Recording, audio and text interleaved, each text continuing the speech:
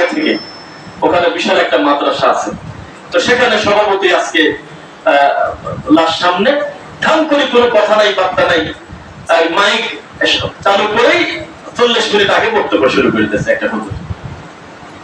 তো দেখলাম যে সবকিছু তো আমার নিয়ন্ত্রণের ভিতরে থাকবে তা নয়, একটু ধৈর্য ধরে আমি দাঁড়ায় আছি পাশেই। উনি বক্তব্য দিতে দিতে প্রথমে একটা জাল হাদিস বললো, শিক্ষা আছে দেখেন একবার শোনেন। 2 নম্বর জাল হাদিস যখন বলতে গেল তখন আমি দেখলাম যে এখন যদি আমি মরে যাই এই মুহূর্তে, তাহলে আমি সহ এই সহ আমার জাহান্নামে দেওয়া লাগবে, কারণ আমি তো এই পাপের সাক্ষী। আমি ওনাকে বললাম যে একটু বন্ধ করেন হুজুর, একটু কথা বলি, পরিচয় হইল। হ্যাঁ অসুবিধা নেই। আমাকে উনি অল্প কথা বলে মাইকটা দিয়ে দিল।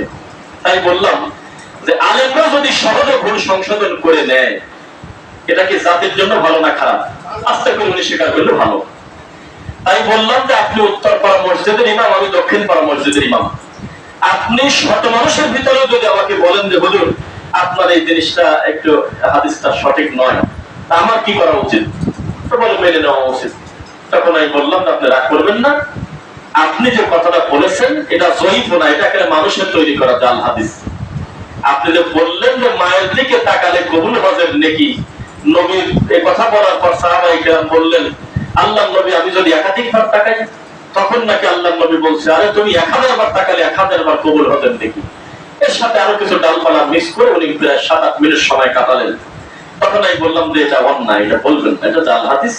আপনি যদি একবার মুখ দিয়ে বলে দিতেন যে মায়ের পায়ের নিচে জান্নাত, এর ঠিক আর কি এমন আছে বলা, বলেন তো দেখি মায়ের ব্যাপারে। উফিল্লাকুমা, এই কথা যদি সূরা বানী ইসরাঈলের 23-24 বলে দিতেন যে মা বাবার সাথে উফ শব্দ পর্যন্ত বলা যাবে না, আর কি কিছু বাকি থাকতো? তা তো ঠিক। এবারে এটা বলবেন না। ওয়াল্লাহি আল্লাহর কসম, কামেল পাশ শুধু এক বৈঠকে 4 জন আমরা একসাথে দাঁড়ায়, একবার এক সিরিয়ালে ডবলে বেটা, কেউ প্রতিবাদ করে নাই। যেই আমি শুরু করছি তখন হ্যাঁ হ্যাঁ ঠিকই তো, এতক্ষণ কি ঘুমাইছিল তুমি? তারপর আমি বললাম যে দেখেন এত জনতা আপনার উপস্থিতি, তাহলে আমার শ্বশুর বাড়ি এলাকা, বছরে সর্বোচ্চ 1 দিন বা 2 দিন হলেও আমার আসতে হয়। আমি চাই না যে আমি বিনা অপরাধে আপনাদের কাছে পাপী হব, এটা আমার উচিত না।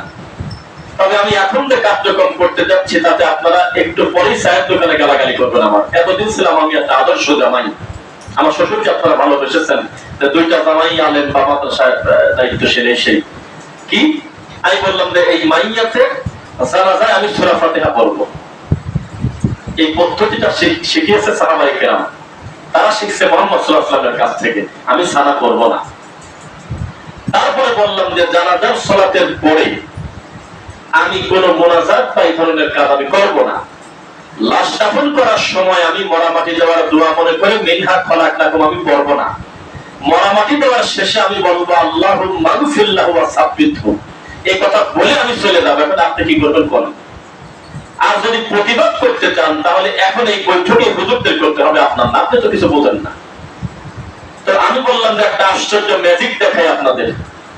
আজকের এই মাইয়াতের জানাজায় আপনারা এত মানুষ এসেছেন, যেই মাঠে আজকে জানাজা হচ্ছে এটা কিন্তু খোদাইপুর রাখালগাছি একটা উন্নত মানের হাফিজিয়া মাদ্রাসাও আছে, বিশাল, দেখবেন আপনি গেছেন কেউ?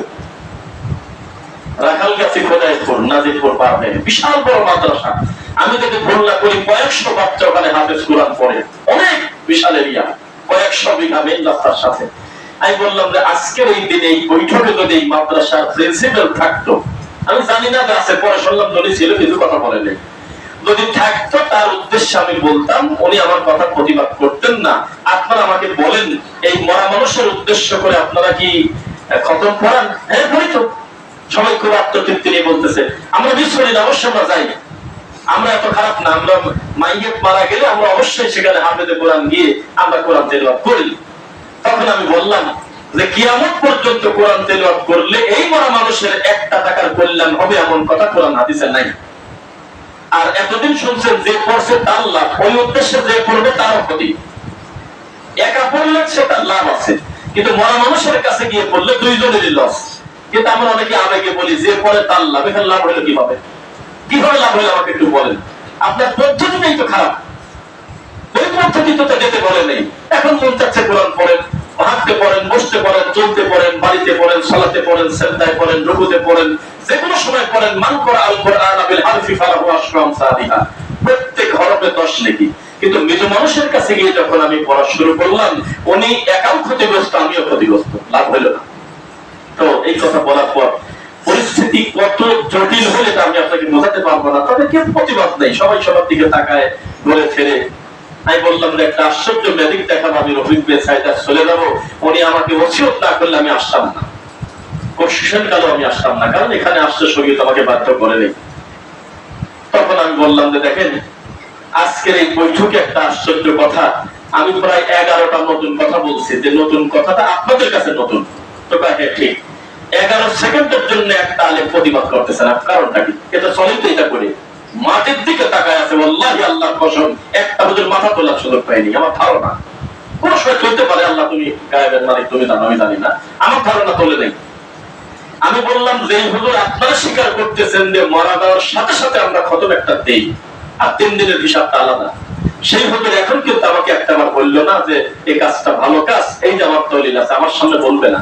তবে আমি চলে যাওয়ার পর আমার খবর আছে, তখন সব হাসতেছে। আমি চলে গেলে আমার দেখি খবর আছে দেখেন, তবে আমি থাকতে আমার কোনো খবর নেই, কোনো বাতাসও লাগবে না আমার গায়ে। এখন এই চারটা কামেল পাশ জবলমে পাশ হুজুর, যারা বড় বড় মাদ্রাসার মুহাদ্দিস, একটা বার আমার সাথে প্রতিবাদ করলো না। বলেন কি, বাপ দাদা থেকে সারাটা জীবন মরামাটি দেওয়ার সময় মিনহা খালাকনাকুম পড়া লাগে না, এমন কথা শুনেই নাই কোনোদিন, মানা তো দূরের কথা। কিন্তু এখন আমার সামনে কেউ প্রতিবাদ করলো না। আমি বলছি যে এটা পড়া যাবে না, এটা কোরআনে ছিল, কোরআনে থাক, কোরআনে রায়, ওখান থেকে টেনে বের করে নিয়ে এসে মরামাটি দেবো মনে করে পড়লে পাপ হবে। একটা বার প্রতিবাদ করলো না। তারপরে বললাম, জানাজার সালাতের শেষে আপনাদের এখানে একটা প্রতিষ্ঠিত বিদআত হলো, সালাত শেষ, যেহেতু অনেকেই দূরে চলে যাবেন, অনেকের ব্যস্ততা আছে, ব্যবসা আছে, কবরস্থানে অনেকেই যেতে পারবেন না, মোনাজাত এখানে একটু করে দেন। তাহলে এখানে একটা হালকা পড়ে, আবার ওখানে একটু পেশাব দিয়ে পড়ে। তাই বললাম এই যে 2টা মোনাজাতই আমি আজকে বাতিল বললাম, এবং তার পক্ষে আমি সিরিয়াস হয়ে গেলাম। কেউ আপনারা কিন্তু আলেমটা প্রতিবাদ করতেছেন না, আল্লাহকে ভয় করেন। আমার ধারণা, এটা আমি ভুল হলে আল্লাহ তুমি ক্ষমা করো, আমার মনে হয় তাদের মুখের আকৃতির পরিস্থিতি পরবর্তীতে আমার ভাইয়েরা আরো কয়েকজন বললো যে যদি সাইডে যদি 1 বোতল বিষ খায় ফেলত, সহ্য করতে বিষ খায় ফেলত, কিন্তু একটা বার আমার কথা ঠেকালে না। তাই থামেন, থামেন, মোনাজাতের দলিল আছে, থামেন, মোনাজাতি দেওয়ার দোয়ারটা আছে, আমরা পাইছি, এই কথা একটা বার বললো না। এটা প্রতিষ্ঠিত হাদিস আমাদের দেশে, যে মায়ের দিকে যদি কেউ নিত নজরে তাকায়, তার একটা কবুল হলেন নাকি ভাই, কি আছে নাকি? উনি কেমন বললো, কিন্তু যখন উনি বললো সুবহানাল্লাহ, প্রেশারটা কত সিরিয়াস ছিল আমি বোঝাতে পারবো না। মানুষ কত তৃপ্তিতে জাল হাদিস শুনে সুবহানাল্লাহ বলে, এটা শেষ করা যাবে না। সামনে আসেন, আলেম মানুষের সম্মান দিতে হবে। আসেন আসেন আসেন। আমাদের আলহামদুলিল্লাহ, যিনি নিজেই একজন খতিব, তাই আপনাদের সামনে অনেক দাওয়াতি কাজ করেছেন, আমার প্রিয় ভাই, প্রিয় বন্ধু শেখ মোস্তাফিজুর রহমান হাফিজাহুল্লাহ। আলহামদুলিল্লাহ, তিনি মুসল্লি হয়ে খুতবা শুনবেন, তিনি দিলেই ভালো হতো, আমি হয়তো শুনতাম। যাই হোক, আল্লাহ সুবহানাহু ওয়া তাআলা আমাদের অতীতের ভুলগুলো ক্ষমা করুন, আল্লাহুম্মা আমিন।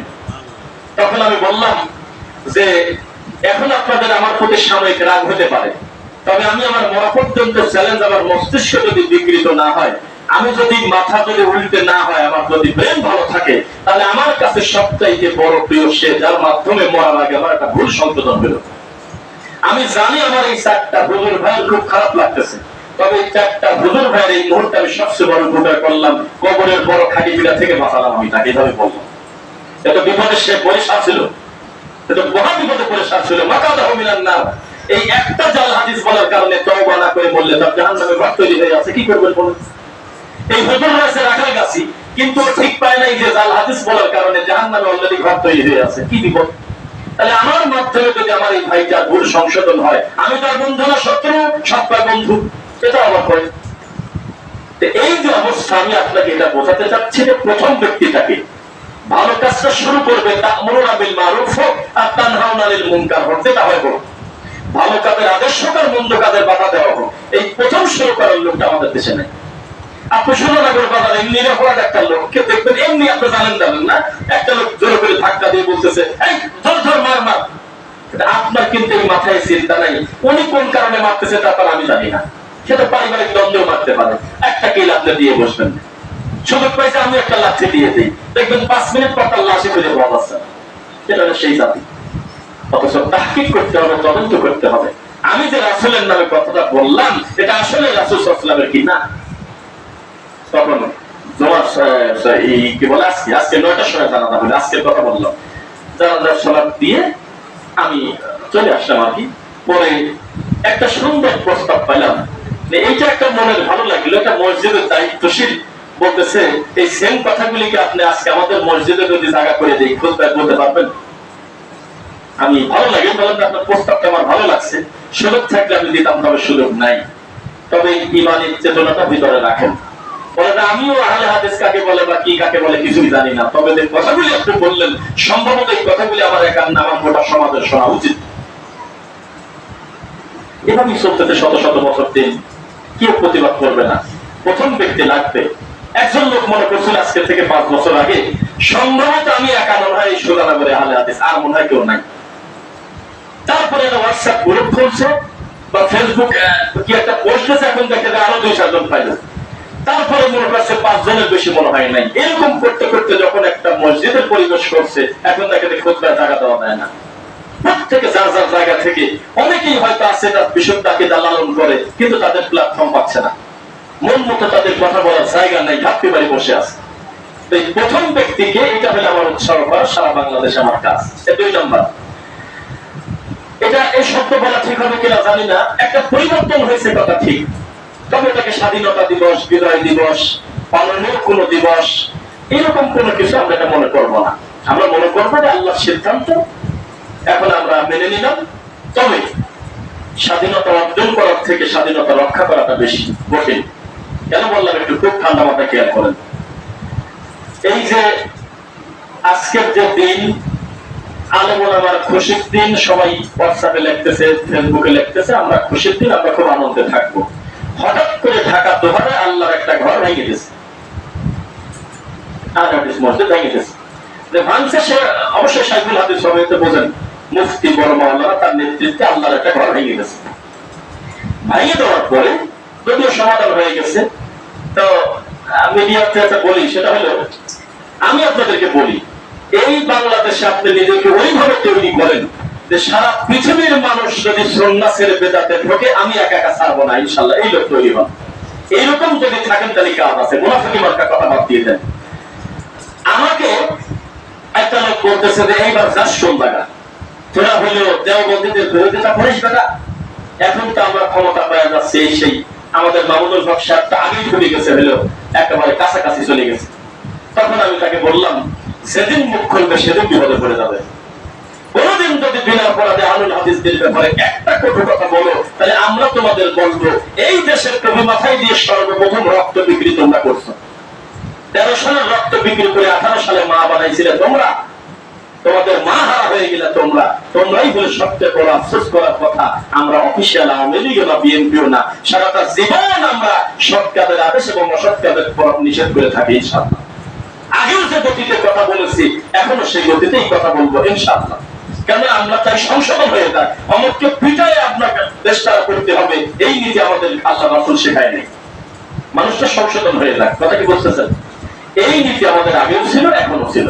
জান্নাতের সার্টিফিকেট তোমরাই দিছো, আবার মাও বানাইছিলে তোমরা। আমরা অতি বাড়াবাড়ি করতে গিয়ে কাউকে কোনোদিন নবীর কাতারে বসাই নাই, জান্নাতেও দেই নাই। আমরা ইনসাফ করেই চলছি, আগেও পড়ব ইনশাআল্লাহ। কথা কি বোঝা যাচ্ছে? এই জন্য আপনি মন দুর্বল করবেন না। এই যে আতঙ্কে আগে বলতেছেন এটা হবে সেটা হবে, আরে হতে দেন নাকি? আমরা মরে গেছি নাকি? কথা বলে থাকে না, কথা বলতে হবে। স্বাধীন দেশে আপনি কথা বলবেন না, কথা বলতে হবে। আপনাকে বুঝতে হবে কিসের ভিত্তিতে, কোন শক্তিতে শায়েখ আকরামুজ্জামান বিন আব্দুস সালাম মাদানির মতো লোককে একটা ল্যাংটা হুজুর মামলা দেয় বলে প্রায় 24টা ঘোষণা দিয়েছে যে আল্লাহ আগে ছিল এখন আর নাই। মুহাম্মদকে দায়িত্ব দিয়ে যেদিন নবী দুনিয়াতে আসে সেদিন আল্লাহ নাই হয়ে গেছে। আবার মুহাম্মদ সেদিন থেকে নাই হয়ে গেছে যেদিন খারাপ দুনিয়াতে আসছে। এত বড় খারাপ মানুষ প্রকাশ্যে কুফরি করার পরেও সেই মানুষটা মূলধারার দায়ীদেরকে মামলা দিয়ে ঘোরায়, ক্ষমতাটা কোন জায়গা থেকে পাইছিল আপনি এখনো বোঝেন নাই। তাহলে তাদের ভয় আপনি পাচ্ছেন কেন? এখন তো বিপদ তার মাথার উপর থেকে একটা বড় ছায়া চলে গেল। এই জন্য আপনার নিশ্চিন্তে থাকেন, এত সহজ না। হারার উপরে আমাদের ব্যাপারে কটু কথা বলবে, আর আমরা অনলাইনে এসে বলবো এতবার সুবহানাল্লাহ বললে 3 তলা থেকে 4র্থ তলায় ওঠা হয়, আমরা সেটা বলবো না তো। সেটা ফজিলত আছে, তবে আমরা কথা বলার জায়গায় আমরা কথা বলবো ইনশাআল্লাহ। কোনো কষ্ট পাবেন না। আপনি চিৎকার দিলে শুনে হয়তো 5 জন, কিন্তু আমরা চিৎকার দিলে হয়তো এই দেশের অন্তত 2, 4, 5, 10, 20 লক্ষ মানুষ শুনবে। এই আমানতের খেয়ানত আমরা করবো না ইনশাআল্লাহ। আপনাদের পক্ষ থেকে আমরা মরা পর্যন্ত আওয়াজ রাখবো, তাওহীদের আওয়াজ ইনশাআল্লাহ। কোনদিন এইটা পাবেন না যে আহলুল হাদিসরা জালেম, আপনি মাজলুম হিসেবে আমাদের পাবেন ইনশাআল্লাহ। আর আরেকটা কথা বলে রাখবেন, আপনার কাছে আছে 10 টাকা, আপনি 15 টাকার দরকার, এই জায়গাটা কিনবেন, আপনি আগেই ধারণা করে রাখবেন না যে অমুক অমুক অমুকের থেকে আমি ধারণা করছি দিবেই, নেগেটিভ মনে করেন যে নাই দিতে পারে, আমার 10 আছে, এটা হলো মূল, বাকি 5 টাকা পেতেও পারি নাও পারি। এখন সংসদে যদি আরো 10% পেয়ালাও যায়, এত আগেই আলহামদুলিল্লাহ বলে উঠালা হয়নি না। কারণ আহলুল হাদিসদের বন্ধু মুহাম্মদ সাল্লাল্লাহু আলাইহি ওয়াসাল্লাম কেউ নাই পৃথিবীতে। আহলুল হাদিসদের বন্ধু নাই, আপনি বুঝেন না কেন? সারাটা জীবন হলো তারা হলো মাজলুম, এটা মনে রাখবেন। তারপরেও যদি কাউকে দিয়ে আল্লাহ কল্যাণ করায়, আমরা শুকরিয়া আদায় করবো আলহামদুলিল্লাহ। তবে নেগেটিভটা মনে করবেন যে কেউ আমাকে সাথে তুলে দেবে ওই চিন্তাবাদ, আমি আমার রাসূলের নীতিতে চলবো, বাস পরিস্থিতি যেমন হয় হোক। আগের থেকে আরো খারাপ হতে পারে, আগের থেকে আরো ভালো হতে পারে, আমরা ভালো জানেন। এই দেশের 99 জন সুদ খাওয়া শুরু করলে আমিও শুরু করবো না? কেউ না খেলেও আমি খাবো না, সবাই খেলেও আমি খাবো না, এটা মনে করতে হবে। কেউ নামাজ না পড়লেও আমি পড়বো, সবাই পড়লেও আমি পড়বো, বাস। ব্যক্তির উপরে ডিপেন্ড হওয়াটা বন্ধ করে দেন। ব্রিটেনে অমুসলিমদের উদাহরণ দিতে হয় না, কারণ তারা ভালো না। ইন্নামাল মুশরিকুনা নাজাসুন, পৃথিবীর সব অমুসলিম হলো নাপাক। কোরআনের আয়াত কি? নাপাক। তাদের প্রশংসা করা যায় না। যদি আমাদের কিছু ভাই আপনাকে বলে মুসলমানের দোকানে যাওয়ার দোয়া ছাড়া ওরা খুব খারাপ, এই জন্য আমি হিন্দুর দোকানে যাই, জাগতিক কারণে মুআমালার কারণে আপনি যান, এটা দোষের কিছু না। তাদের জবরদস্তিতে পশুর মাংস খাবেন না, বাদ বাকি শুকনা খাবার খান, মিষ্টি খেলেন যদি প্রয়োজন মনে করেন, আপনি বাজার করেন, অসুবিধা নেই। কিন্তু মুসলমান ভাইকে খাটো করে তাকে বড় করার উপায় নাই। যদি মুসলিম ভাই অন্যায়কারীও হয়, তবুও তাকে খাটো করতে গিয়ে একটা অমুসলিমকে বড় করা উচিত হবে না। সেটা ঈমানগত কারণে তার প্রশংসা শরীয়তে নিষেধ আছে, কারণ তার একটা জিনিস অনুপস্থিত, তার নাম হলো লা ইলাহা ইল্লাল্লাহ, এটা তার নাই। তাহলে আপনি ভালো বললেন কেন? একটা বেনামাজি মরে গেছে, আপনি বললেন যে লোকটা আর নাই, লোক ভালো ছিল, কিসের ভালো ছিল? আল্লাহর সাথে তার সম্পর্ক ভালো না, আপনি ভালো বলে দিলেন, কিসের ভালো? আপনি বলতেছেন যে ঠিক আছে নামাজটা পড়ে না, এটা আমরা স্বীকার করি, তবে লোক ভালো ছিল, কিসের ভালো? সেটা কেমন ভালো? উনি ভালো না, উনি খুব খারাপ, উনি কাফের। যদি দৃশ্যমান যদি উনি তওবা না করে সালাত পড়ে না ভিন্ন কথা, একেবারেই যদি বেনামাজি হয়, তাহলে তার জানাজার পদ্ধতি আল্লাহ রাসূল থেকে কোনো হাদিস নেই। তাহলে আপনি কি করবেন বলেন? আমি যাকে ভালো মনে করি সে ভালো না, আল্লাহ যাকে মনে করে সে ভালো। আল্লাহর কাছে যে ভালো সে ভালো, আর আল্লাহর কাছে ভালো কে? ইন্নামা ইয়াখশাল্লাহা মিন ইবাদিহিল উলামা, আলেমরা আল্লাহকে ভয় করে, এই কথা আল্লাহ বলছে। পরবর্তীতে আল্লাহ সুবহানাহু ওয়া তাআলা বলতেছে ইন্না আকরামাকুম ইনদাল্লাহি আতকাকুম। এখন আবার বলতেছে আলেম ওলামা আম ব্যক্তিবাদ, আল্লাহর কাছে সে তত ভালো যার তাকওয়া যত ভালো, সে আল্লাহকে তত ভয় করে। আল্লাহকে ভয় করলে আপনাকে সত্যবাদী তাওহীদের পথে থাকতেই হবে, পরিস্থিতি যেমন হোক ইনশাআল্লাহ। যেমন হোক পরিস্থিতি, রাস্তাঘাটে চলতে ফিরতে সব জায়গায় তাওহীদের দাওয়াত দেবেন ইনশাআল্লাহ। এরপরে আবেগকে নিয়ন্ত্রণ করতে হবে। আবেগ দিয়ে শরীয়ত চলবে না। কেউ যদি বলে যে বিবেক দিয়ে চলবে, এটাও মিথ্যা। বিবেক চলবে না, বিবেক সব জায়গায় চলে না। বিবেকে মনে হচ্ছে মোজার নিচে মাটি হয়েছে, মোজাটা একটু ধুয়ে ফেলি, ওযু করার সময় মোজার নিচে মাসেক করি, এটা বিবেক বলতেছে যে মাটি হলে তো পার নিচের দিকেই হয়, কিন্তু বিবেকের দাম নাই। শরীয়ত বলতেছে উপরে টান দিলে ওযু হয়ে গেছে, এটা আপনার বিবেকের দাম আছে। বিবেক বলতেছে যে নিজের টাকা দিয়ে, হালাল টাকা দিয়ে একটু স্বর্ণ গলায় দিলে কি আসে তাই, আমি তো কারোর ক্ষতি করলাম না, কিন্তু শরীয়ত বলতেছে হারাম। ইন্না হাযাইনি হারাম আলা যুকুরি উম্মতি, রেশমি কাপড় পরো না পুরুষরা, স্বর্ণ গলায় নিও না পুরুষরা, দুইটা তোমাদের জন্য হারাম করা হয়েছে। আপনার মন চাইলে বিবেক চাইলে সেটা না, আপনার বিবেকের কতটুকু দাম আছে, এই বিবেক তো চলবে না। আজকে থেকে 3 বছর আগে যেটাকে আপনি ভালো মনে করেছেন, এখন দেখতেছেন সেটা খারাপ। ভালো মনে করে একটা সম্পদ কিনেছিলেন, এখন দেখতেছেন যে ওয়ারিশের সমস্যা আছে, কাগজের সমস্যা আছে, কি করবেন বলেন? খুব অসুবিধা। আজকে না হয় একটা পর্যায়ে সরকার চলে গেল, কিন্তু যাদেরকে মারছে তাদের দৃষ্টিতে যে মারছে সেই ভালো, যারা মরছে সে খারাপ, এটা তারা মনে করছে। পাকিস্তান থেকে যখন আমাদের মারে, ওদের লোক মরে গেলে ওরা বলতেছে শহীদ, আবার আমাদের লোক মরে গেলে আমরা বলতেছি শহীদ। কি একটা ব্যাপার দেখেন, পরিস্থিতি জটিল, রবের সন্তুষ্টি এবং মাপকাঠি খুব কঠিন ব্যাপার। আজকে আমাদের যে ছেলেরা ভালোকে ভালো বলবেন, সাইদ, মুগ্ধ, আরো যারাই জীবন দিয়ে এই আপনার দাবিটা করেছিল, এই দাবিটার পক্ষে ছিলেন মোহাম্মদ সাল্লাল্লাহু আলাইহি ওয়াসাল্লাম। না দেখেন, বলি আবার বলি, আবু সাইদ, মুগ্ধ যারা মারা গেছে আমাদের এই দেশে কোটা বিরোধী আন্দোলন করতে গিয়ে, এই সেম কর্মের জন্য মুহাম্মদ সাল্লাল্লাহু আলাইহি ওয়াসাল্লামের একটা পদক্ষেপ ছিল। কি ছিল? আল্লাহ নবী সাল্লাল্লাহু আলাইহি ওয়াসাল্লাম ঘোষণা দিয়ে বললেন, শোনো, আরো আরব থেকে উত্তম নয়, ক্ষমতা পাইছো তাতে কি, আরব থেকে উত্তম নয়, কালো সাদা থেকে উত্তম নয়, সাদা কালো থেকে উত্তম নয়, খাটো লম্বা থেকে উত্তম নয়, লম্বা খাটো থেকে উত্তম নয়, প্রত্যেকটা মানুষের ভালো বিচার হবে তার তাকওয়া কত ভালো। এই বৈষম্য বিরোধী নীতি তো মুহাম্মদ সাল্লাল্লাহু আলাইহি ওয়াসাল্লামের ছিল। তিনি তো এই বৈষম্য বর্ণ প্রথা, এই বংশ প্রথা, রক্ত প্রথা দূর করতে আসছিলেন। তিনি বেলালকে দিয়েছে, দেওয়া যান, কিসের সাথে কি আপনি হিসাব মেলাবেন কিভাবে? বংশীয় গরম দিয়ে হবে না কাজ। বাপটা ফ্যাসিলিটিস পেয়েছে, অটো তার ছেলে সুবিধা পাবে, এটা হিন্দু ধর্মেও নেই, জানা মতো, মুসলিম তো বহু দূরের কথা। তো তাদের দাবিটা কিন্তু খারাপ, এটা আপনাকে মানতে হবে। আর সেই দাবি নিয়ে মাঠে আসছিল, এটা দরকার ছিল। এটা মানুষের প্রতি জুলুম করা হচ্ছিল। বিনা পরিশ্রমে শরীয়ত কাউকে কোনো সুযোগ সুবিধা দেবে না। মানুষ তার কর্ম দিয়ে আল্লাহর কাছে বিচার ফয়সালা হবে, তার যোগ্যতা দিয়ে হবে।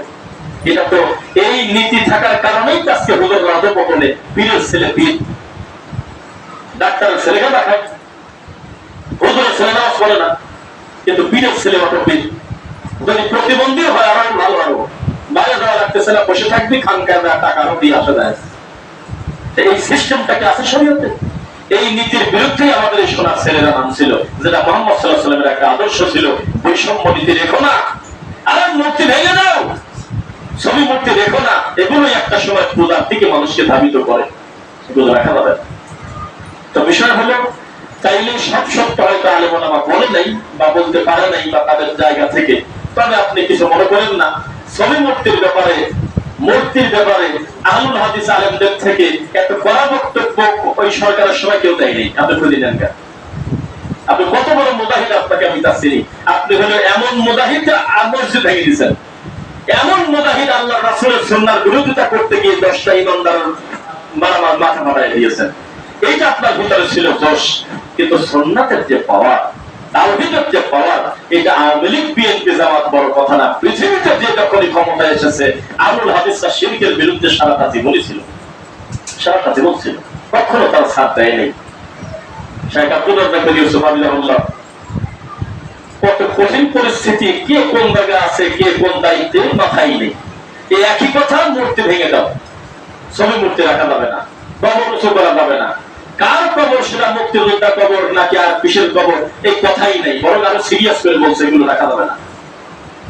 কিন্তু যারা নিজেদেরকে বড় করতে গিয়ে আমাদেরকে গালি দিচ্ছে, খাটো করতেছে, দেখেন ঘুরে ফিরে তারাই মিনিটে মিনিটে খোসা পরিবর্তন করছে। খোঁজ নিয়ে দেখেন, এটা করা যাবে না।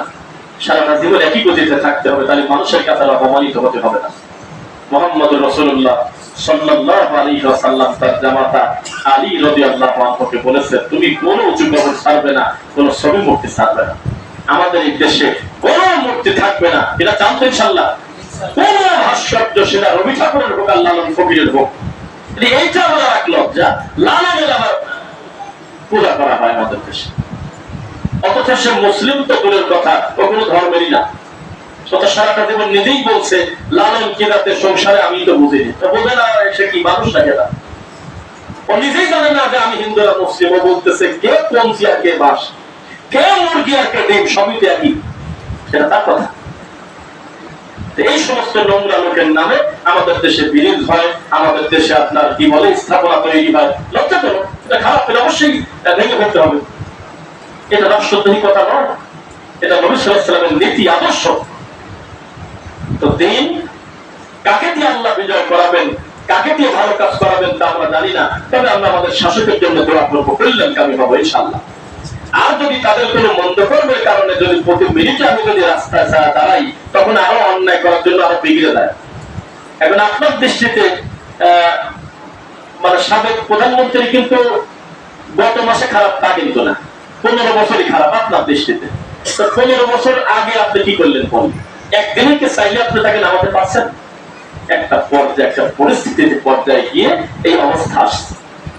আপনি যদি এই নীতি আপনি মনে করেন যে প্রত্যেকটা নেতার আমরা জবাবদিহির আওতায় আনবো, যদি একবার শুনি কোন নেতা নাস্তিকবাদী কথা বলছে, একবার যদি শুনি আমার রাসূলকে নিয়ে কোন কথা বলছে, একবার যদি শুনি কোন আলেমকে নিয়ে ব্যঙ্গ করছে, একযোগে 64টা জেলায় জমার খুতবায় তার খবর করে ছেড়ে দেবো আমরা। দেখেন একটু বলেই দেখেন, সহজে কোনো খারাপ কাজে হাত দেবে না ইনশাআল্লাহ। কিন্তু এটা করতে হবে কিভাবে? রাস্তায় গিয়ে নাকি যার যার জায়গা থেকে আল্লাহর ঘরে ভালো ভালো জায়গায় যেখানে কথা বললে পৌঁছায় সেখানে ভালো থাকে সরাসরি বলতে হবে তাদের। এখন যারা দায়িত্বপ্রাপ্ত হয়েছে তাদের জন্য আমরা দোয়া করি। 2 নম্বর কথা, যে আপনার চাওয়া পাওয়ার সাথে কিন্তু তার সম্পর্ক নাই। আপনি চাইছেন জন্য তারা হয়েছে তা কিন্তু না। আবার আপনি না চাইলে কাল সকালেই নেমে যাবে, বিষয়টা এমন না। তো যেহেতু আল্লাহ তাদের ক্ষমতাটা দিয়েছেন, আমরা দোয়া করি ক্ষমতাটা যেন আল্লাহ দিনের জন্য কবুল করেন। এই যে আমার ভুল হতে পারে আমি জানি না, মুগ্ধ যেই ছেলেটা মানুষকে বলছে যে পানি দিচ্ছে, পানি লাগবে, পানি বলে বলে মানুষের কাছে দিয়েছে, অথচ নিজে খেয়াল করে নাই তার পরিস্থিতি কত জটিল, একটা পর্যায়ে তিনি মারা গেছেন, জান নাই? এই মুগ্ধ আমি যদি ভুল না করি তিনি বিশ্বব্যাপীতা লালন করতেন, সুধারণ আমাদের। কারণ তার নিজের ঘরের টেবিলে 2টা বই জায়গা হয়েছে, তার 1 নম্বর বই হলো সালাতুর রাসূল। এই বইটা তার টেবিলে, মোর মৃত্যুর আগের ছবি আমাদের কাছে আছে। এই ছেলেরা বা এর কাছাকাছি দিন বোঝা মানুষজন যদি সামাজিক দায়িত্বশীল হয়, তা আমরা তো মনে করি দিনের কল্যাণ হবে ইনশাআল্লাহ। কি বলেন? দিনের কল্যাণ হবে। তো দিনের কল্যাণ হলো আল্লাহর কাছে আমাদের চাইতে হবে, আল্লাহর কাছে বেশি বেশি, আল্লাহ তুমি তাদের কবুল করো, এভাবে বেশি বেশি বলতে হবে। এরপরে আসেন, দাওয়াতি কাজ করতে হবে। কতজন লোক সামনে আছে, কতজন লোক কি বলবে সেটা না। আমি তো আপনাকে বলতেছি, মারবো, কাটবো, ভাঙবো, চলবো, বিশাল পর্যায়ে বলে যায়। আল্লাহর কসম করে বলতেছি, প্রায় 1200 বছর আগে একজন বড় বিদ্বান বলছে, আহলে হাদিসের সবচাইতে বড় শক্তি হলো তাদের মুখামুখি কেউ নিন্দা করতে পারে না। এটা হলো সবচেয়ে বড় শক্তি। তারা যখন পর্দার আড়াল হয় তখন সব বিদাতি এক, কিন্তু মুখামুখি যখন যায়, তাদের মুখামুখি তারা যদি একজন সাধারণ অনুসারী হয়, তাদের সামনে 30টা মুক্তিও কথা বলতে পারে না। এখন সিসি ক্যামেরা লাগাই দেন একটা ঘরের ভিতরে, আমাদের এই দেশে কত মনে কি 10টা বড় আলেম ঢোকায় দেন, আর এই মসজিদ আমি নাম বলবো না, আমাদের এমনও দিন জানা সাধারণ যুবক ভাই আছে, এমনও কিছু মানুষ আছে, সিসি ক্যামেরা লাগাই দেন, দলিল ভিত্তিক কথা বলবে একটা, কিন্তু তারা বড় দায়িত্বশীল।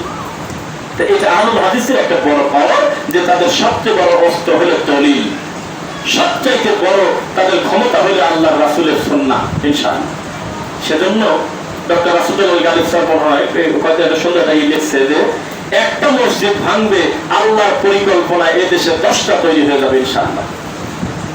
কুমিল্লার এক ভাই বলছিল যে তোমরা আমাদেরকে গালিগালাজ করো আহলে হাদিস হওয়ার কারণে, আরে বোকা, তোমার কি এইটা আল্লাহ মাথায় দিল না যে আমি তো এমনি এমনি আহলে হাদিস হইনি, একটা কারণে হয়েছি, আমি তো আগে তোমার মতোই ছিলাম।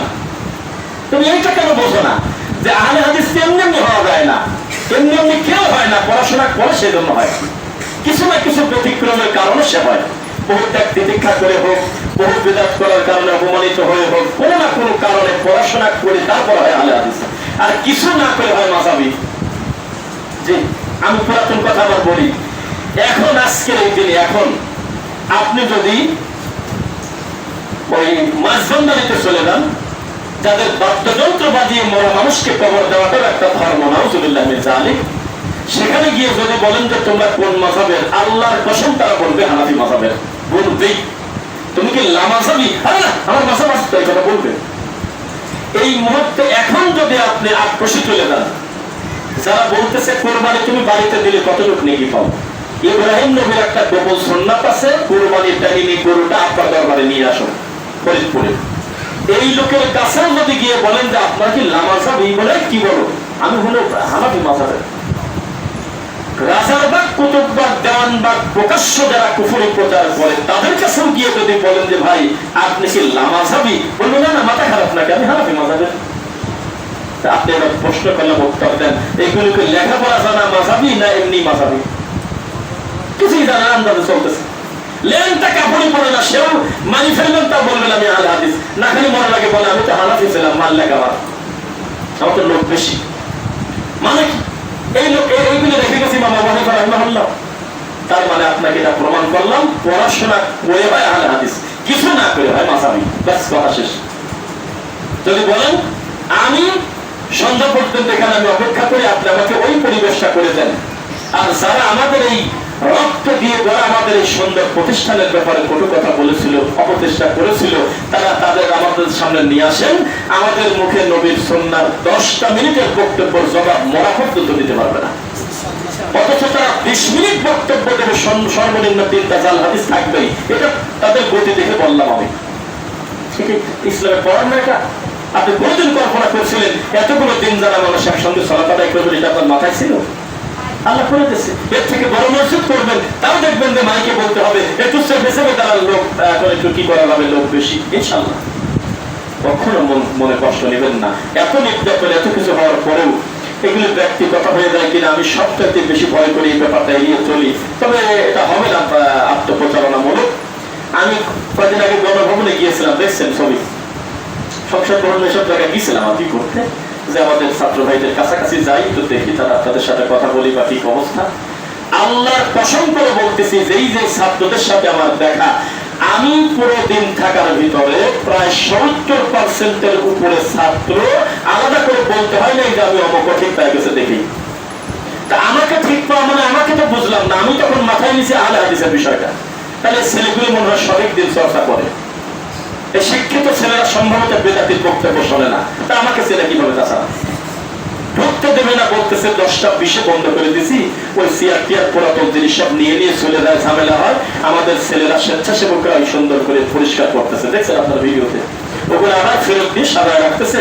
এখন কিছু মনে করেন না, ঢুকতে দেবো না। এ কথা যাদের বলতেছে তারা আমরা খুব কাছাকাছি, আমরা ওই চলে যাচ্ছি যে কি করা যাবে, সাইড দিয়ে করবো। এখান থেকে পিলার পর্যন্ত গিয়েছি, ডিউটি বাদ দিয়ে ছেলেটা চলে গেছে আমাদের পিছন পিছন। আসেন, আমরা কি আপনাকে বলছি না, আসেন চলেন ভিতরে চলেন। আধা ঘন্টা আমাদের সাথে সময় দিয়ে সব ঘুরে টুরে দেখালো। আমি ওই শুধু আলহামদুলিল্লাহ ওই ঠিকানা আমেরিকান নিয়ে কিভাবে বইপত্র পাঠানো যায়, তাওহীদের বই কিতাবাদি, কিভাবে দিন ধর্ম তাদের প্র্যাকটিস করানো যায়। এখন আমি কথা বলার আগেই একজনের নাম বলে 10 জনের নাম বলে ফেলে। আমি খালি বলছি যে ডক্টর রাসূলুল্লাহ সাল্লাল্লাহু রাসূল বইটা আমি চাচ্ছিলাম যে আপনারা কি অধ্যয়ন করছেন কিনা। এখনো আরো মানুষের নাম নেই, সালাতের উপরে 4টা বই আমরা পড়ছি। শেখ আব্দুল হামিদ ফাইজের নাম নিল, শেখ আব্দুল হামিদ ইউসুফ হাবিবুল্লাহর নাম নিল, ডক্টর মুজাফফর বিন মহসিনের নাম নিল, একাই পড়ে। তখন আমি দেখলাম যে মাশাআল্লাহ, এই যুবকদের এই জোয়ারটা ধরে রাখতে হলে তাদের কাছাকাছি যেতে হবে ইনশাআল্লাহ। পেটটা টাকুর উপর অধিকাংশ ছিলেন, মুখে একটু দাড়িও আছে, তারা কাজ করতেছে। আমরা এই পজিটিভ গুলো নিয়ে আমরা একটা সুধারণা করি, আগামীর দিন ইনশাআল্লাহ তাওহীদের দিন হবে ইনশাআল্লাহ, এটা সুধারণা রাখতে পারি। কিন্তু যারা আগুন লাগলে আলু পোড়ায় খাওয়ার জাত, এই মুনাফিকদের জন্য তেমন হবে না। এর আগেও কয় আসি, পরেও কয় আসি, এদের জন্য তো কাজ হবে না। এরা আসলে দেখি তা তো বোঝা যাচ্ছে না, এটা হবে না। তাই আমি আজকের আমার লাস্ট কথা ছিল ওখানে জানাজার সালাতে, যে আমরা কি হতো জানেন, আপনি আমি বললাম আমার চাচা শ্বশুর আছেন এখানে, আর আত্মীয় স্বজন, আমার সমালোচনা কেন করবেন না জানেন? যতই কথা উল্টা লাগুক, দেখবেন নবীর সাথে মেলে কিনা। আর সমালোচনা যদি করতে চান, তাহলে আপনাকে বলি, কোন হুজুরের কথা মতো আমাকে একটা গালি দিবেন? যেই হুজুর ওই মূর্তি উদ্বোধন করে 500 টাকার জন্য, তার কথা মতো? সিনেমা হল উদ্বোধন করে যে হুজুর, সেই হুজুরের কথা মতো? যেই হুজুর দোকান উদ্বোধন করে কোরআন পড়ে, সেই কথা মতো? যে হুজুর নতুন সিনেমা মুক্তি পাবে শুক্রবারের দিন, এই জন্য বৃহস্পতিবার আল্লাহর কাছে কান্নাকারি করতেছে যাতে ছবিটা ভালো চলে, এই হুজুরের কথা মতো আমি রফিক বিন সাইদকে যদি খারাপ বলতে চান, তাহলে কালকে থেকে আমাকে খ্রিস্টান ইহুদির দালাল আপনারা বলবেন, শিওর বলবেন। কেন এই হুজুর হলে আপনাদের সমাজে বেশি। আর কোনোদিন এই জানাজা আমাকে ডাকবে কিনা, বা নিতান্তই খুব কাছের মানুষ মারা গেলে হয়তো ওসিয়ত করে যেতে পারে, সহজে তো আমি এই সুযোগ পাবো না। এইভাবে সুন্নাহ পদ্ধতিতে এই জায়গা জানাজার সুযোগ পাইছি, যেহেতু আমি দাওয়াতটা দিয়েই দিই। ওখানে যদি আমি মনে করতাম আজকে একটা বলি, 3 বছর পরে এসে আর একটা বলবো, তাহলে আমি মুনাফিকি করলাম, আমি আমানতের খিয়ানত করলাম। কোনো না কোনোদিন তাদের কান পর্যন্ত সত্য যেতে হবে, গেলেই মানবে। আপনাকে কে বলেছে? আনফুসাকুম হলো ফরজ, নিজেকে বাঁচানো ফরজ, ওয়া আহলিকুম নার, অন্যকে বাঁচানো ফরজ না, পরিবারকে বাঁচানো ফরজ না, বাঁচানোর চেষ্টা করা ফরজ। বাঁচানো ফরজ হলে তাহলে ফরজ তরফ করছে আদম আলাইহিস সালাম, এক ছেলে মারা করলো। বাঁচানো যদি ফরজ হতো, এই ফরজটা তো নষ্ট করছে নূহ আলাইহিস সালাম, নাউযুবিল্লাহ। আপনি মনে করেন সেটা ছেলেই তো টিকতেছে না, লূত আলাইহিস সালামের বউ টেকে না, ইব্রাহিম আলাইহিস সালামের বাপ কথা শোনে না, তো এগুলো কি তারা দাওয়াত দেয় নাই? তার মানে মানুষ কোনদিন মানুষকে বাঁচাতে পারে না, তবে বাঁচানোর চেষ্টা করতে পারে। বাস আমরা দাওয়াতি কাজ করবো। এখন মানা না মানা তার ব্যাপার। আমি যদি মনে করতাম এতদিন পরে আসছি, ক্যামেরা নাই, আমি একটু গোলালো মার্কা হুজুর সাজি, আমি একটু হালকা করে মোনাজাতে একটু এরকম চুলকা শেষ করে দিয়ে, ওরা তো ঠিক পারে না যে আমি আসলে কি মালদা, কি আমি, ওরা মনে করে আমারই তো হুজুর, তাহলে আমার একটা জনপ্রিয়তা ঠিক থাকে, আমার সবাই চাচা শ্বশুররা আমার ভালো পায়, ছেলেটা ভালো, তাহলে আমি কি করতাম? আমি এমন ভাবে আসামি হতাম আল্লাহর কাছে যে আমার এই সমাজের লোক জানতেই পারতো না যে সত্যটা কি। কিন্তু আমি যখন এই সিরিয়াস কথাগুলো বলছি, আজকেই প্রতি মোড়ে মোড়ে বসবে। আমি অলরেডি ফোন পাইছি বিভিন্ন জায়গা থেকে, বারবার এই হুজুরদের মিটিং হবে, কি যে পরিদিক গেল রে, তাবিজ চলে গেল, জিলাপি চলে গেল রে, ওরকম বিভিন্ন আলোচনা হবে, বহু জায়গায় গোল হয়ে বসবে। এটা একটা প্রভাব বিস্তার হয়ে গেল, এটা একটা ভালো কাজ হলো। পরবর্তীতে আমার আর কোনো ভাই যদি এই কাজ করতে যায়, জানা যায়, তারা বলবে কিছু বলিস না, এর সাথে আমার পরিচয় আছে, এই কাজ আমাদের এখানে এর আগে একজন করে গেছে, এটা বলতে হবে। এমন একটা পরিবেশ করে দেন, দাওয়াতি কাজ করতে করতে মরে যান, আপনার ছেলে এসে তাকে মান না খাওয়া লাগে। আজকের এই মাঠে আমরা এত জোরে জোরে কথা বলতেছি, এই মাঠটা তৈরি করতে কত মানুষের রক্ত গেছে আপনি জানেন না। কত শায়েখ যে ওয়াজ করে জুতা হাতে করা টাইম পায় নাই, মাথার পর সিয়ার ভেঙে দিয়েছে, তখন তারা সেই রক্ত হাতে করে বলেছিল, আল্লাহ এই জমিনে তুমি তাওহীদের বীজ বপন করো আল্লাহ। তার ফসলে আজকে এই দেশে আপনি এত তাওহীদি ভাই পাইছেন, এটাকে আপনার স্বীকার করতে কষ্ট হয়? আপনিও যখন কষ্ট করে দাওয়াতি কাজ করে যাবেন, আপনার ছেলেরা এত কষ্ট করতে হবে না, তখন সে গড়া মাঠ পাবে। বুঝছেন কথা? তখন সে গড়া মাঠ পাবে, এতগুলো লোকের ছেলে হবে, নাতি হবে, নাতির নাতি হবে, তাহলে বোঝেন তখন জায়গা দিবেন কোন জায়গা। সেই জন্য মন দুর্বল না তাদের, ইনশাল্লাহ। মনকে দুর্বল আছে আপনাদের? মৃত্যু পর্যন্ত আমরা তাওহীদের সৈনিক হয়ে থাকতে চাই ইনশাল্লাহ। কে আসলো কে গেল জানি না, তবে আমরা মৃত্যু পর্যন্ত আমরা তাওহীদের উপরে থাকতে চাই। আল্লাহ তুমি কবুল করো। জুমার খুতবা প্রথম পর্ব শেষ করছি। বারাকাল্লাহু লানা ওয়া লাকুম ফিল কুরআনিল আযীম।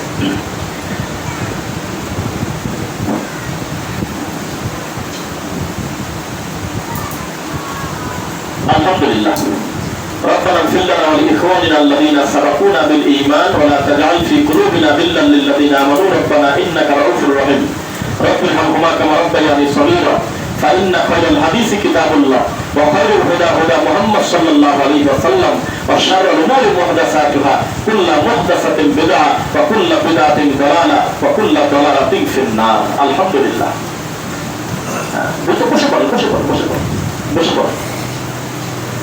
আমরা আপনাদের আগে আরো 3টা খুতবা এখানে শুনেছেন না? কয়টা?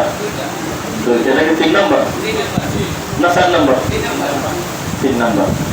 আলহামদুলিল্লাহ, আমার থেকে অভিজ্ঞতা আপনাদের বেশি। লোকাল অবস্থা কি, পরিবেশ কি? আপনার আব্বা মনে করেন সরকারি পান খায়, আপনার চাচার গলায় তাবিজ, আপনি মন দুর্বল না করে বলেন যে আল্লাহ অন্তত দাওয়াত দেওয়ার মতো একটা খাত তুমি দিলে, আমার কাজ আমি পালন করি, আমি চেষ্টা করবো যাতে জর্দার থেকে তাকে বাঁচানো যায়, আমি চেষ্টা করবো দাওয়াতি কাজ করে আমার চাচার গোলা থেকে তাবিজটা কিভাবে খোলা যায়। ঝগড়া করলে আরো বড় ক্ষতি করে ফেলবে, জানেন আপনি? এই কাজ করা যাবে না, মনে থাকবে ইনশাআল্লাহ। ঝগড়া করলে কাজ হবে না। আমি এই হুজুরদের শুধু কেন কথা বললাম দেখেন, জানেন আমরা কেন করা কথা বলি? এটা অনেক লোকের জমানো কথাগুলি আমাদের মুখ থেকে বের হয়। আমার কিছু লোক ওই মসজিদে ওই এলাকায় শুধুমাত্র রাসূলের পদ্ধতিতে সালাত আদায় করার কারণে ইমাম ওই চেয়ারম্যানের কাছে যা বিচার দেয়, আরো জায়গায় বিচার দেয় যে আপনারা কি আমার শান্তিতে ঘুম পাড়তে দিবেন না? কে বেটা তোমার কি হইল? আমার জানো ঢুকে গেলে ঘুম পাড়া যায়। এমন ভাবে সে ক্ষত বিক্ষত হয়েছে, তাদের বিরুদ্ধে জুমার খুতবা দেয়, তাদের বিরুদ্ধে পুরো একটা খুতবা বানালেছে। কি বিপদ করে? ওটা খুতবা বলার জিনিস নেই, শুধুমাত্র এই দাওয়াতি কাজ ঠেকানোর জন্য জুমার খুতবা দেয়। তখন আমি সুযোগ পেয়ে বললাম এই যে হুজুরদের দেখতেছেন, এই হুজুরদের কাছে সুদ কোনো পাপ না, জবাব দেয় না, একবারও মুখ খুললে না। কি করে? আমি বললাম এই হুজুরদের কাছে ঘুষ কোনো পাপ না, ছেলের সম্পর্কে মেয়ে লিখে দেওয়া এটা কোনো পাপ না, কোন পাপ এদের কাছে নাই। সবথেকে বড় পাপ মসজিদও যদি কোনোদিন কেউ জোরে আমিন বলে ফেলে, এই শব্দ যদি ইমাম শুনে ফেলে, এর থেকে বড় পাপ দুনিয়ায় নেই। বাদ বাকি দিনেরা ভালো হলে খাদ্য পারে 40 বছর ইমামতি করে, কোনো অসুবিধা নেই। আর সোরে জড়া ধরে, সুদ করে তো জড়া ধরে বলে যে আপনার দেখলে আমার মনটা ভরে যায়, যাতে ওর মা মরলে মিলাতে 1000 টাকা ধরে দেয়। এই মুনাফিক হুজুর সবার ভালো বলে বুকে টেনে নেয়, কিন্তু আল্লাহর ঘরে বারান্দায় একটা ছেলে বলার দলিল বলার পর খালি বলছে আমিন। এইটুক সহ্য করতে পারে না, এত ঠান্ডা হুজুর। সেই লোকটা বিগড়ে দেওয়ার পরিস্থিতি এমন করলো, ওই ছেলেটার নামের উপরে একটা খুতবা দিয়ে দিয়েছে। এটা হলো সেই তো অনেক দিনের কষ্টের মাজলুম ভাইদেরকে নিয়ে আজকে আমরা একটা জায়গা পাইছি, আল্লাহ শুকর আদায় করে আলহামদুলিল্লাহ। এটা আমাদের একটা প্রাণের জায়গা, কলিজার জায়গা। আপনি চাইলে সবাই একরকম দাওয়াতি কাজ করবে না। আপনি যদি ডক্টর মানজুর ইলাহি স্যারকে বলেন যে আপনি একটু পড়া কথা বলেন, তাহলে আপনি যেন বলতে চাচ্ছেন যে আপনার ওয়াদি করার দরকার নেই। আপনি যদি শেখ আব্দুল রাজ্জাকুল ইউসুফকে বলেন যে আপনি একটু নরম হয়ে কথা বলেন, তাহলে আপনি যেন বলতে চাচ্ছেন আপনার ওয়াদি করার দরকার নেই। এইভাবে আল্লাহ সুবহানাহু ওয়া তাআলার সৃষ্টি এক এক ফুল এক এক ভাবে সৌন্দর্য ছড়াবে, এক এক ভাবে এক এক জায়গায় তারা দাওয়াতি কাজ করবে। শিক্ষা প্রতিষ্ঠান কেন্দ্রিক, লেখনের মাধ্যমে, অনলাইনের মাধ্যমে, অফলাইনের মাধ্যমে বিভিন্ন ভাবে আমাদের দাওয়াতি কাজ করতে হবে। কথা বুঝতে পারলেন? কাজ করতে হবে। কাজ করতে হবে না মানে বাংলাদেশটার গাড়িতে আসলাম, এত কড়া কথা বলার পরেও মুখামুখি অন্তত 6টা লোককে সিরিয়াল করা হলো। দোগাছি কুলুমিয়া নামে জায়গা আছে, সোয়ারতারাপুর নামে একটা জায়গা আছে, আর একটা জায়গা হলো সিরিকল, মনে করো সিরিকল নামে একটা জায়গা। এখানে বেশ 5-7 জন যুবক ছেলে একেবারে তাদের খানকার ভিতরে বাড়ি বলা চলে, 82 বসেই হলে তাদের বাড়ি। সেই সমস্ত ছেলেরা আমাদের বক্তব্য শুনে এত কঠিন পরিস্থিতিতে দাওয়াতি কাজ করতেছে, আলহামদুলিল্লাহ। তা আপনি পারবেন না কেন? আল্লাহ আমাদের দিলের জন্য কবুল করুক, আল্লাহুম্মা আমিন। আমাদের শুধু একটাই দাবি, আমরা নিজের সমস্ত কাপড় খুলে আমরা কোনো ল্যাংটা লোককে থাকবো না, কথা শেষ। নাভি থেকে আমার হাঁটু পর্যন্ত ঠিক রাখার পর অতিরিক্ত কাপড় দিয়ে পারলে থাকবো, না পারলে ল্যাংটা থাকা আমার কি করার আছে? আমি বলবো হুজুর জর্দা খায়েন না, এটা একটা হারাম খাদ্য। এরপরেও যদি সে খায় তাহলে আমার কিছু করার নাই, আমি বিচারক না, আমি দাওয়াতি কাজ করবো। এটাও যদি আমি বন্ধ করে দিই তা আমি নীরব ভাবে আমি পাপের সমর্থন করলাম। একটা দেশ জাতি ধ্বংস হয় পাপকে সমর্থন করার কারণে, পাপ করার কারণে কমই হয়। পাপ করা হলে 40 জন, আর 40 কোটি সে পাপটাকে মেনে নেয়, যার কারণে তাদের উপরে গজব নেমে আসে। বোঝাতে যাচ্ছে? সর্বোপরি এবার একটু কথা বলি। জীবন দিয়ে আবু সাইদরা মধ্যরাতে সুন্দর দেশটা আপনাদের সামনে দিল, এখনো পর্যন্ত দেশটা এই অবস্থায় রেখে তারা জীবন দিয়ে চলে গেল। তারা দেখতেই পারলো না যে আপনার মনের মতো একটা জায়গা পাইছেন, এই জায়গাতে নতুন করে আর সুদ খায়, ঘুষ খেয়ে, অন্যায় করে, পাপ করে, মানুষের ক্ষতি করে, জগলখড়ি করে, দুর্নীতি করে, মানুষের ক্ষতি করে তাদের রক্তের সাথে আর বেঈমানি করবেন না, অন্যায় করবেন না। সত্যি যদি তাদের ভালোবেসে থাকেন তাহলে আপনি বলেন যে তাদের জন্য আমরা দোয়া করি, আমরা অন্যায় থেকে মুক্ত থাকবো ইনশাআল্লাহ। আমরা ভালো কাজে প্রতিযোগিতা করবো, কি কাজ থেকে বেশি ভালো কাজ করা যায়। আল্লাহ তুমি কবুল করো। এই প্রতিষ্ঠানটা করতে গিয়ে টাকা দিয়ে, বুদ্ধি দিয়ে, শ্রম দিয়ে, মেধা দিয়ে, জায়গা দিয়ে তাদের পরিশ্রম রয়েছে, তাদের নাম বলে আমি তাদের কাজটা খাতে পারবো না, বরং যদি এখন যদি নারায় তাকবীর দিয়ে তাদের নাম বলি, সম্ভবত তাদের আমি ক্ষতি করে ফেললাম।